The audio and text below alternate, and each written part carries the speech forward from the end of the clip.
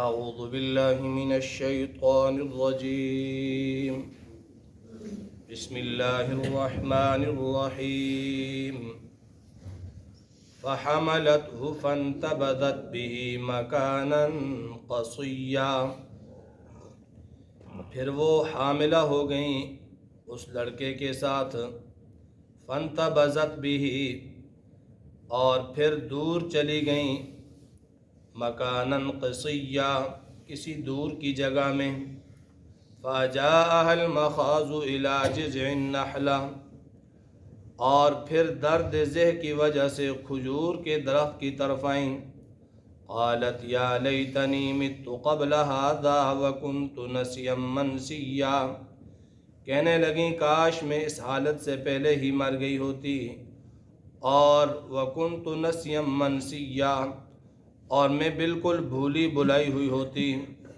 فناداها من تحتها ألا تحزني قد جعل ربك تحتك سريا. فناداها، پھر ہم نے پکارا، من تحتها، اس کھجور کی نچلی جانب سے. اللہ تحزنی، غم نہ کھا. قد جعل ربك تحتك سريا، اللہ نے تیرے پاؤں کی طرف ایک چشمہ جاری کر دیا.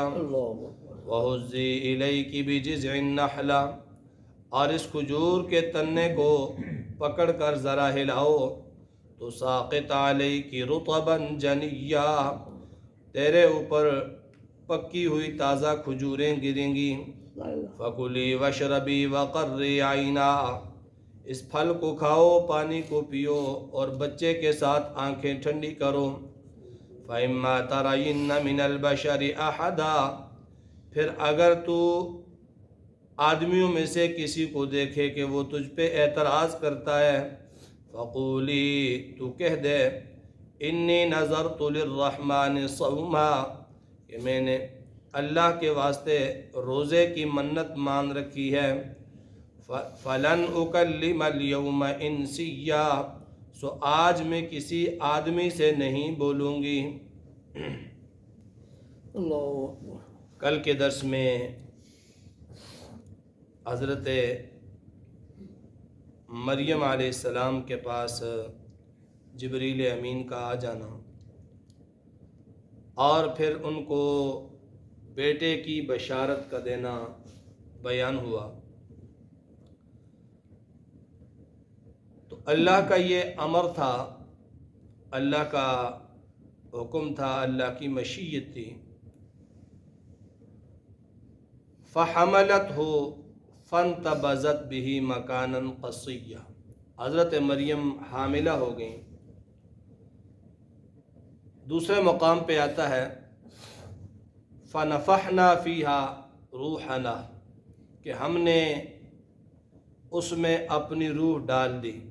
جبریل امین نے محض پھونک ماری، تو پھونک مارنے سے فَحَمَلَتْهُ، حضرت مریم حاملہ ہو گئیں. اور پھر فَانْتَبَذَتْ بِهِ مَكَانًا قَصِيًّا، پھر وہ اس حالت میں اپنے گھر سے دور کسی جگہ میں چلی گئیں. یا تو یہ بیت اللہ میں چلی گئیں، یہ روایت بھی موجود ہے، اور بعض علماء نے لکھا ہے کہ گھر سے دور کسی ویرانے میں وہ چلی گئیں، جہاں انہوں نے اپنے رہنے کی جگہ بنا لی.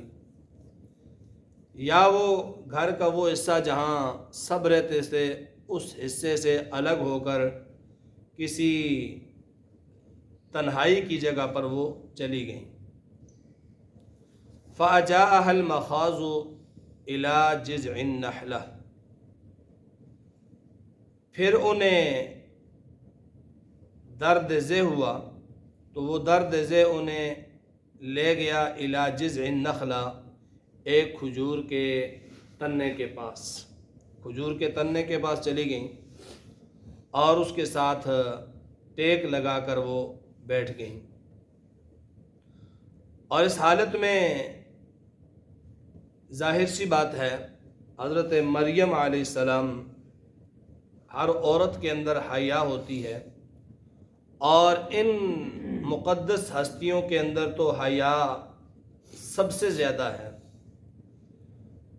تو لوگوں کا سامنا کرنے سے بچنے کے لیے انہوں نے پہلے تنہائی اختیار کی، اور پھر ظاہر سی بات ہے جب تنہائی اختیار کر لی تو کوئی انسان، کوئی عورت، کوئی آدمی وہاں نہیں تھا، تو اس درد ذہ کی وجہ سے الی جذع النخلہ، وہ کھجور کے تنے کے پاس چلی گئیں، اور وہاں پر بیٹھ کر قالت یا لیتنی مت قبل ھذا وکنت نسیا منسیا، وہ کہنے لگیں ہائے کاش کہ میں اس وقت سے پہلے ہی مر جاتی، یا وکنت نسیا منسیا، یا میں ہوتی نہ، میرا نام نمود ہی نہ ہوتا، میرا کوئی ذکر ہی نہ ہوتا، بھولی بھلائی ہوئی ہوتی، کیونکہ عام حالات سے بڑھ کر اللہ تعالیٰ نے حضرت مریم کو اولاد دینے کا فیصلہ فرمایا، اور پھر انہیں معلوم تھا کہ اب قوم کے لوگوں کے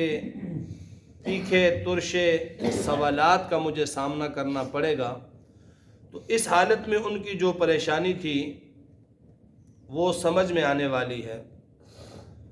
تو انتہائی پریشانی کے عالم میں جب وہ کہہ رہی تھیں ہائے کاش کہ میں مر گئی ہوتی، میں ہوتی ہی نہ، میرا وجود ہی نہ ہوتا، تو فناداہا، پھر اس وقت اللہ فرماتے ہیں ہم نے پکارا، جبریل امین نے پکارا، من تحتہا، جس کھجور کے ساتھ وہ ٹیک لگا کر بیٹھی تھیں اس کھجور کی نچلی جانب سے، کہ اللہ تخزنی، اے مریم مغموم مت ہو، غم مت کھا، پریشان مت ہو، جس رب نے تجھے یہ بیٹا دینے کا ارادہ کیا ہے وہی رب تیری پاکیزگی، تیری طہارت بھی بیان کرے گا، وہی رب تیری بزرگی بیان کرے گا، وہی رب لوگوں سے تیری تعریف اور مدح کرائے گا۔ اللہ تخزنی، غم کرنے کی ضرورت نہیں، پریشانی کی ضرورت نہیں، قد جعل ربک تحتک سریہ، اللہ نے بطور انعام کے، یہاں کوئی تجھے پانی دینے والا نہیں ہے،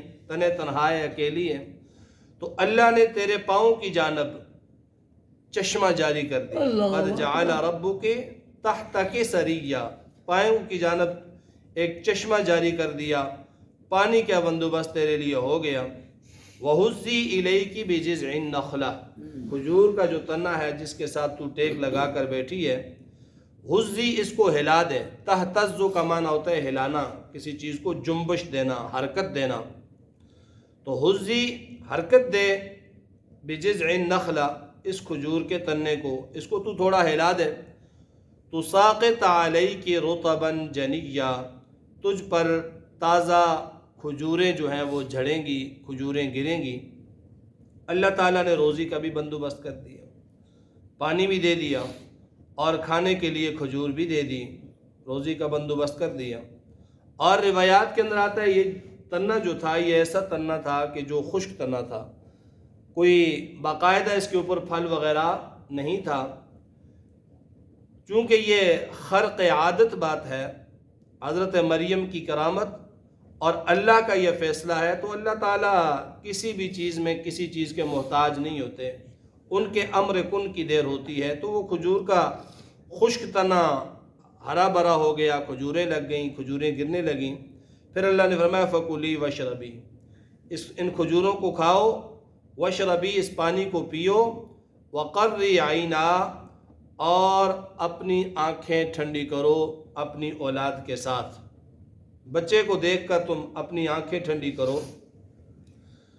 تو اما ترین من البشر احدا، اب اگلی آپ کی جو پریشانی ہے کہ لوگوں سے کیا کہوں گی، تو اما ترین من البشر، آدمیوں میں سے اگر کسی کو تو دیکھے، کسی سے سامنا ہو، کسی سے کلام کرنا ہو، کوئی سوال کرے، کوئی اعتراض کرے، تو فقولی انی نظرت للرحمن صوما، ان سے یہ کہہ دے کہ میں نے اپنے رب کے لیے روزے کی نظر مانی ہے، اور روزہ کون سا ہے؟ وہ روزہ ہے چپ کا، میں کسی سے کلام نہیں کروں گی۔ پہلی شریعتوں میں یہ چپ کا روزہ ہوتا تھا کہ جس طرح کھانے پینے سے رکنے کو روزہ کہتے ہیں، اسی طرح کوئی آدمی جو ہے وہ دن بھر، ایک دن، 2 دن، یا جتنے کی بھی وہ نظر مان لے، میں چپ رہوں گا تو اس کو چپ کا روزہ کہا جاتا تھا، ہماری شریعت میں یہ نہیں ہے۔ تو فرمایا کہ تجھ سے کوئی اگر مخاطب ہو، کوئی بات کرے تو کہنا کہ انی نذرت للرحمن صوما، میں نے اللہ کے لیے روزے کی نظر مانی ہے، فلن اکلم اليوم انسیا، بس آج کے دن میں کسی آدمی سے نہیں بولوں گی، کسی آدمی سے کلام نہیں کروں گی۔ اللہ تعالیٰ نے خاموش کرا دیا کہ مریم تجھے بیٹا میں نے دیا، بشارت میں نے دی، اور اب تیری جو طرف سے جواب بھی میں خود دوں گا، تجھے کلام کرنے کی ضرورت نہیں ہے، تیری برات کا اعلان میں خود کروں گا۔ اس برات کا تذکرہ انشاءاللہ کل کے درس میں۔